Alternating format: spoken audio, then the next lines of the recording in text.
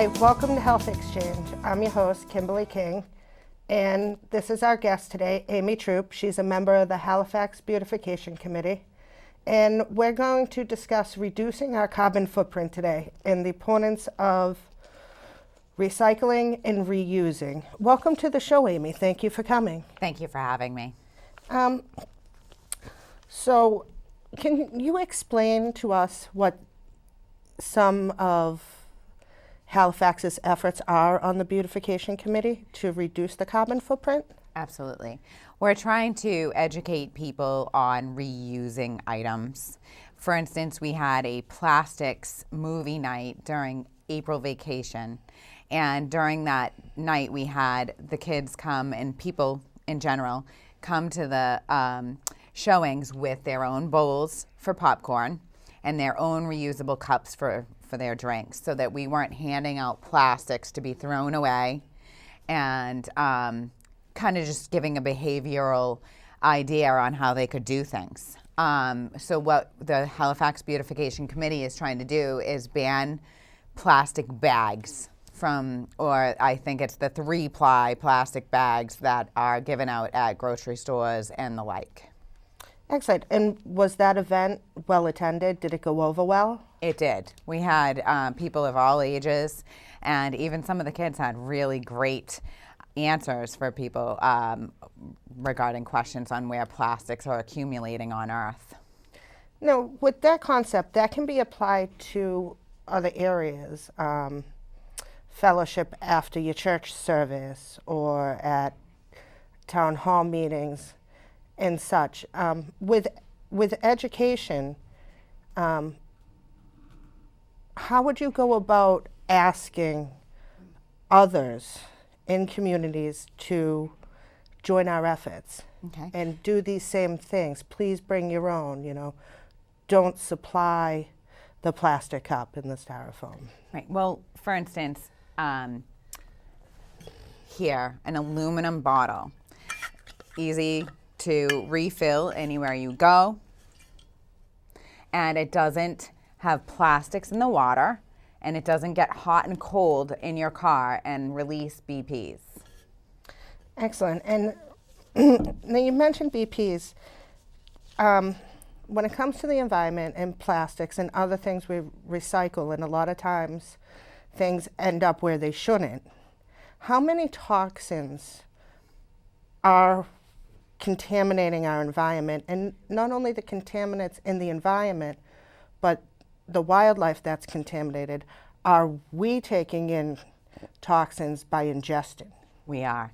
So when we throw away plastic, there's like it breaks down into it breaks down and it goes into your water systems.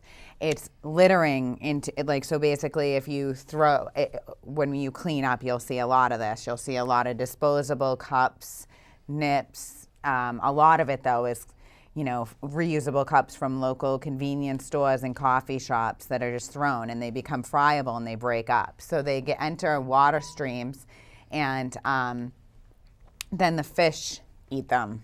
So if you're eating fish, and then animals eat fish, and it's just everywhere. I mean, it ends up in the air even when it becomes friable. It's all over the place. And you had mentioned nips, and do you think that there would be a reduction in toss nips to the sides of the road and littering if there was a 5-cent deposit on them? It's kind of tough to tell. There might be some people who would go around and collect them. However, there are a lot of 5-cent deposit cans. I would say that probably it would reduce, but I don't know if it would totally clean up the nip problem. I can agree with that. And then recycling's beneficial to the environment. But why is it so important to have a real recycling program? Like, you're from Halifax, and the recycling program in Halifax is much different than other municipalities. Like, the town of Halifax actually makes money off of their recycling center at times versus towns that are in a deficit because of their transfer stations and recycling programs? Okay, so I think that's actually a question that's going to be multi-versed because, number one, we are blessed with Jim Keegan, and Jim Keegan has a lot of knowledge and does a lot of research. He's a great asset to our town. However, with China not taking all of these recyclables, he will tell you, like, he used to have ways to get rid of ink cartridges from printers. Unfortunately, now he can't because the schools aren't taking them. So as areas stop, if you can't get rid of things through areas, say China or anywhere else, we need to stop that from happening. So we need to allow education, in my opinion, to kids and adults alike on how to use a reusable coffee cup, for instance, versus going to a store and buying a cup that you use one time and throw away. This can be taken home and washed and then used again the next day. And it's ceramic, so it's actually better for you. I would probably question health as far as what you're ingesting from the coffee when it's in a plastic cup or a foam cup.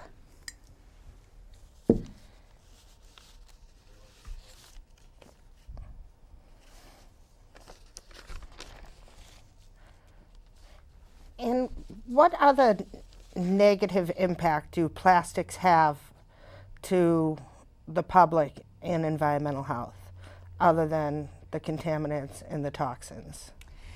Well, in general, they're not being washed out, so that can actually attract animals. So if you ever see an animal go to a trash can and say you had takeout containers or anything like that, they are going to attack on that. So that would be a problem, and then that can cause diseases of multitudes. And then eating out of these, not the animal containers, not after, hopefully you wouldn't eat out of those containers after you saw a raccoon was in them. However, what I mean is, if you're eating out of these containers, you could get cancers from the different BPs and stuff that are in them. When you put them in a microwave, you heat them up, or if you put a hot fluid in a cup, it can obtain things. And now when you drink them, or even just the water bottles that you're buying, which, by the way, it's so much more expensive to buy the water bottles, so maybe buying a filter would be a better option. But all of these, if you're drinking out of a plastic water bottle, there is plastic pieces in that water. And so when it goes into your body, it can cause cancers. It can block different areas where your body actually would release food and nutrients into your system. Food, nutrients, oxygen. It blocks those. Those are all important things that we would like to keep working properly. Mm-hmm. And you've touched on the reusable cup and have shown us some things. And Amy brought in some other props for the show. So we have some visuals. Would you mind explaining to us your props in the simple ways that the average person that's not extremely educated on it, and it's just hitting them on the head, like, hello, we have a problem now, I need to change my behavior. Could you share with us some of the simple ways that you've done it in the education that, as a member of the Beautification Committee, have been encouraging in the town of Halifax? Absolutely. Well, so we're doing a lot of cleanups, and we're finding, again, I've mentioned this, we're finding tons of one-use cups, whether it be plastic for sodas or coffee.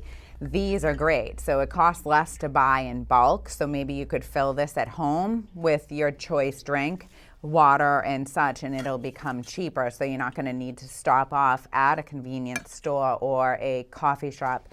You can just use your own containers. That will help the environment a lot. Tons of trash bags at the Montponset Watershed cleanup last Saturday, May the 11th. We did a huge cleanup.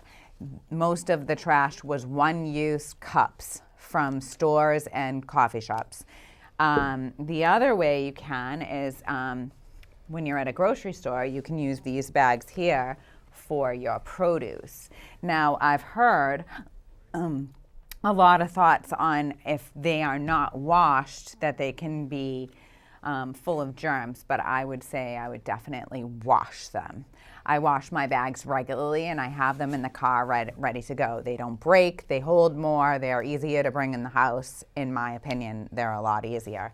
This is a small bag that you can, send lunches in, put an ice pack in, or, like instead of the brown bags that we send kids to school with, one less item. It seems really silly, like, oh, what are we worried about brown paper bags? But if you send your child to school 184 days and throw a paper bag away every single day, that's a lot of trash. That adds up times however many kids are in that school. Straws. I use mine for pretty now. It's just sitting on the counter because they're pretty colors. But now at a local place in Duxbury, Massachusetts, and there are other places, there is glass straws. So the paper straws are kind of gross and they get in your mouth and it makes your drink not taste so well. But this glass straw here can be washed in your dishwasher, and you just use this little pipe cleaner, and you just go through and you get everything out and wipe it out, and it's reusable. So these straws, when you find them on the ground, they're all broken up.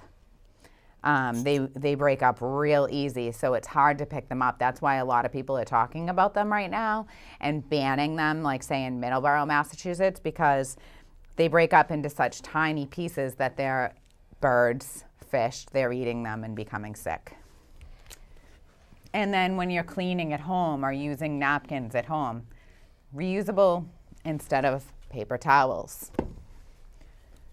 These are just some examples. It's real easy. It saves you a lot of money. Now I buy maybe 12 paper towel rolls a year, even less I would say, because we have napkins that we can use. Or again, the washcloths. Just use them. Reuse them, throw them in the wash. And it's a lot more absorbent. And when you have parties, use tablecloths and wash them instead of the paper or plastic ones. If there's 15 parties in your neighborhood, think about how many plastic tablecloths are just being thrown into the dump. It's got to stop. Those small behavioral things that actually will save you money will also save the environment in the long run. I recommend watching WALL-E. It's a Pixar movie. It'll show you what'll happen in the future.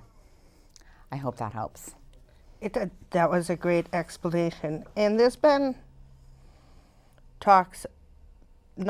multiple towns, over 100 towns now, have banned the single-use plastic bags. Halifax does have an article asking town meeting to ban theirs as well. Can you talk about the pros and cons of a plastic bag ban? Mm-hmm. So, plastic bag ban. All right, so I am a member of the Beautification Committee, and I'm one of the 5 that has voted against the ban. At first, I was for the ban, but I'm speaking as a member now. Our committee does support the ban in majority.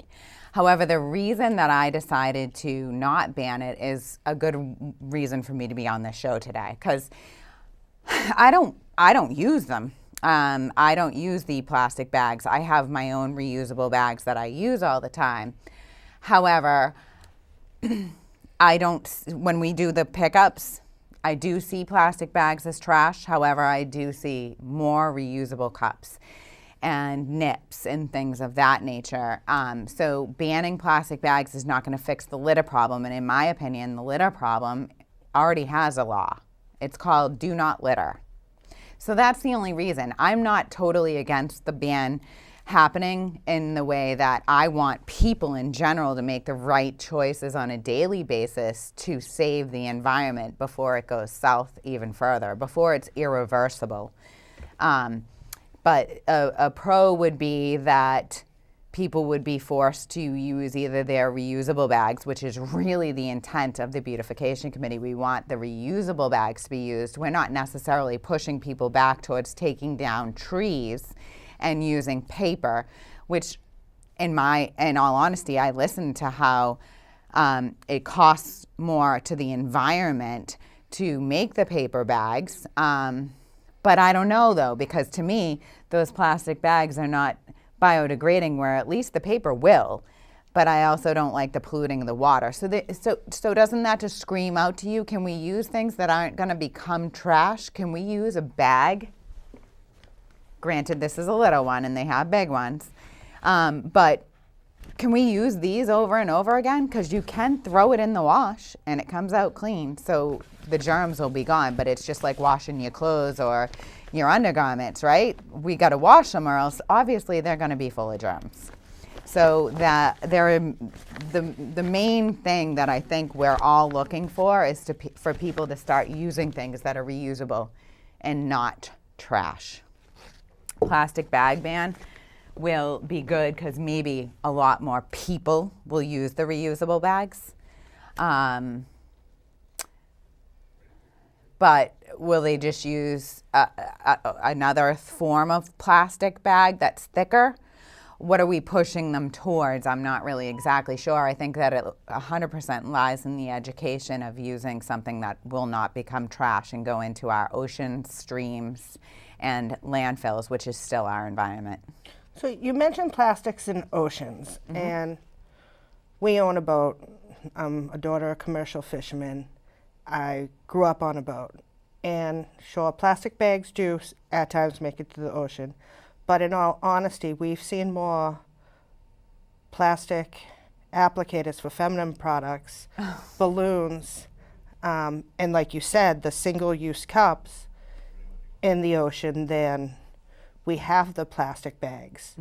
And the mammals. And another thing we've noticed in growing up as a daughter of and other things is the big litter problem and the plastic problem isn't just a municipality, a state, or United States issue. A lot of what we see in our oceans come from overseas where they don't have laws. They don't care about the environment as much as we do. And starting small, I don't disagree with that, but how do we push the education so our federal government will take a stand and say, we need to address this problem internationally, or the entire world is going to have even more negative impacts? How do we do that? I believe that educating people, so children and adults, how to use reusable things and spreading it. I like the idea of bulk grocery stores. Let's go with, obviously let's just pretend this is my bulk, like I would buy my oatmeal. I want to go to a bulk, hit it, buy what I need for the time being, close it, and then buy it using my own containers where I can go home and put it in my pantry and use it until I need to go get more. I think that's the better way to go about it. Maybe helping our farmers, so that we can buy things local. Because think about it, we're buying things in plastic, right? And then we're recycling things in plastic, and we used to send them using fuel across the entire ocean, right? And then they're just throwing them in landfills there because we didn't clean them out. This is a dynamic that, again, I'm going to point to the movie WALL-E. It's a Pixar movie by Disney. And it seems extreme, but if you think about all of the days of a week and how many people go to Dunkin' Donuts or, any coffee shop, because I'm not going to single out one coffee shop, and I don't mean that. Everybody, if you're buying a one-use coffee cup or soda 1 time a day, 2 times a day, 3 times a day, think about all of that trash that is just adding up when you could have just put it in a reusable one. Go to the coffee shop, reuse. I used to be a Dunkin' Donuts girl, and I remember refilling people's cups that came in every single day. And all of that added up. It adds up.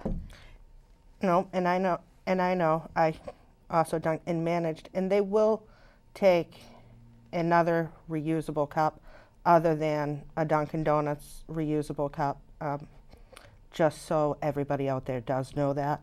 You don't have to spend an absurd amount of money just for a branded cup. Most places will refill your generic reusable cup. And you can also go to Cumberland Farms self-serve and use your reusable cup. For me personally, I was guilty of going and getting my single-use cup. It might have got 3 or 4 uses out of it in that day, but multiple times a week. Now, remembering to bring my reusable cup and going in to fill it. I personally prefer Cumbie's coffee over others, but it wasn't that difficult, and it really wasn't that hard of a behavior to change. Yes. So education is important. Changing your behaviors in small ways is important. Reducing our carbon footprint is huge. It means the future. It does. And are there any other ways you can recommend that, we can even do more to reduce our carbon footprint? Would composting help reduce the carbon footprint? Are there other areas where we can help do that? Yes, maybe not using so many chemicals to clean your homes. It's not really great health for your dogs, your children that are walking on floors that you've just washed with chemicals. Try vinegar and water. Or like essential oils that they have, like orange and lemon and things like that. There's tons of cleaners that you can use. Also, homemade bug sprays using things such as citronella and tea tree oils. Those are not bad for you or the environment. Like, for instance, instead of bug spray that comes in a can that you throw away that has chemicals in it, such as DEET, maybe using the homemade bug spray and the reusable spray bottle, and that would be less trash and less chemicals in the environment. True. My concern with recommending a homemade bug spray, do you know off the top of your head if there are any homemade recipes that have had a peer-reviewed study or have any efficiency testing?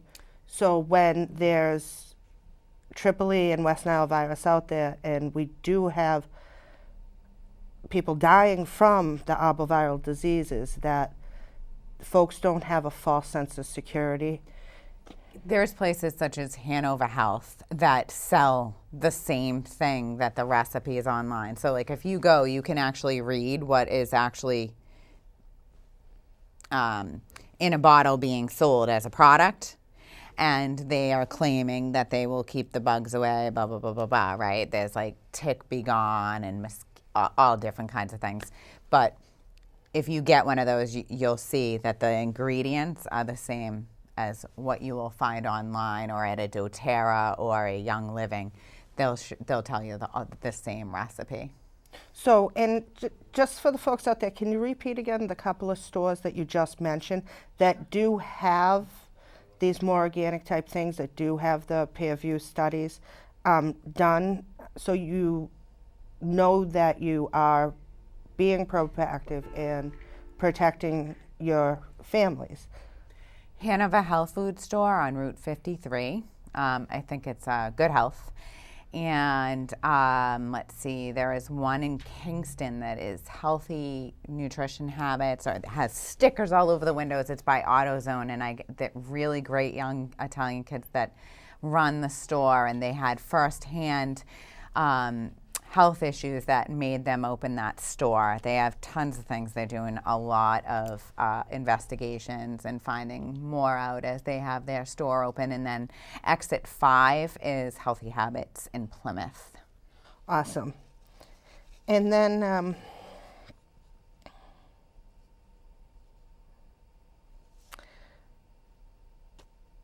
litter in itself, we've talked about diseases and we've talked about it being bad and the toxins that get into the fish and other things.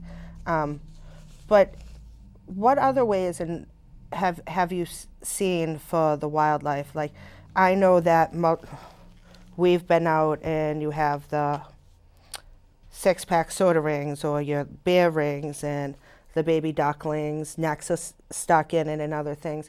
Have you seen a large problem with injury to wildlife and such? I can't imagine that it wouldn't be like I would have seen at Disney World. You go to Animal Kingdom and they have these videos of the animals swimming through nets into plastic bags, growing and having the rings cut off their circulations, and trees have them. They have plastic bags growing and being stuck inside of them. I've seen it, and I've seen it a lot more on video through Walt Disney and other. Unfortunately, fortunately, I haven't actually seen an animal suffering firsthand. But in our areas, it's not really that we go out and see as much wildlife as we would in like Maine or New Hampshire or some western parts of the state. I do get out on cranberry bogs a lot, but I don't run into necessarily a lot of wildlife. However, I definitely know that when they're swimming and they're caught in it and they die, that's a big effect. They eat it and they die. There are tons of effects on the wildlife. And too, what a lot of has been left out on multiple level, speaking of it, is fishing lines a form of plastic. There's no the proper way to word this without upsetting everybody. There's no real replacement for your traditional fishing line right now, especially for freshwater fishing. And many people are not responsible. They don't pick up after themselves. So the stress that not only education, but your personal responsibility, if you're going to be irresponsible and choose to use single-use cups and choose to leave lines and do things, the importance of properly disposing. Yeah, I don't know why, if you use a single-use cup, why you would throw it out the window. And I see it all the time. I honk my horn wildly at people when I see all of a sudden a coffee cup flying out the window or a soda cup, and you see the liquid going off in the distance out of the cup and the cup landing in the woods. And we're picking up all over town as a beautification committee and residents and a watershed committee and going into the lakes. We're finding all of these things. Why do people think it's okay to just toss it when there is trash barrels where they buy them? Just keep it in your car for a little while, because I think you're going to go back there in a little while to get another one. So why can't you just put it in your car and responsibly put it in the trash or the recycling bin at the convenience store where you're buying your next drink? Why? I don't get it. It's really silly. Many of us, I believe, would agree with you there. We're out of time. Okay. And I want to thank you again for coming on the show and being a guest. And we'll look forward to having you back on, because this is a subject that we can speak on for hours upon hours. And I'm sure that within time we'll grow momentum and there'll be new things to discuss and new products, whether it be hemp or new regulations from states or municipalities. But to everyone out there, we'd ask you, please be responsible. Wash your recycling so it's not costing the municipalities a fortune to get rid of. If you are going to choose to use single use, make sure you dispose of it properly. And many of us parents on the sports fields can relate to what's left behind. Teach your children not to litter. And if you can, get your children a reusable sports bottle. Carry reusable things. Snacks don't need to come in packaging. Snacks don't need to come in packaging, and the nettings, reusable bags. They're all great ideas. And I just want to thank you for watching the show. And we look forward to your view in the next episode. Have a wonderful day.